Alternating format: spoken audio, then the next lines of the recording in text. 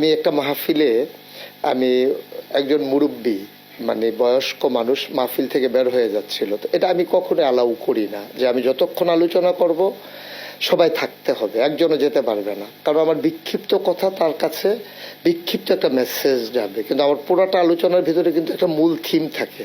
তো সে যদি অর্ধেক শুনে চলে যায় তাহলে তো সে আমার মূল থিমটা পেল না। তো ও যখন চলে যাচ্ছিল আমি তখন ডেকে বলছিলাম যে আমার মতো করে আমি যে মুরব্বী মানে যাওয়া যাবে না, এটাই ইশারায় বলছিলাম।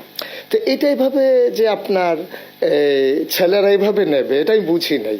তো এটার ভিতরে ওরা একটা আনন্দ খুঁজে পেয়েছে, এবং সরকারের বদল হওয়ার কারণে এখন যে সমস্ত মানুষগুলো মুরব্বীর কাতারে ছিল যারা যখন পালিয়ে যাচ্ছে সেখানে ওই কথাটা চলে যায়, এটা যায় প্রসঙ্গক্রমেই যায়। এবং আমি একটা কথা বলেছিলাম যে এক লোক বের হইছে দাড়ি টাড়ি কামাই একবারে সমান। এখন সালমান এফ রহমান যখন দাড়ি কামিয়ে ফেলেছে তখন আমার কথাটা ওর সাথে হুবহু মিলে গেছে।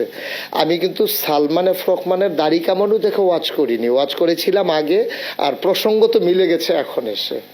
তো এখন যখন যাই আমার গ্রামে হোক বাইরে হোক শহরে হোক, আমি দেখি রিক্সার পেছনে লেখা মুরব্বী, তারপরে আমার ছেলেরা যখন গ্রাফিতি করেছে ওয়ালে ওয়ালে সেখানে লেখা আছে, তারপরে সোশ্যাল মিডিয়া আপনি যদি 100 রিলস দেখেন সেখানে দেখবেন 50টা রিলস হচ্ছে মুরব্বী।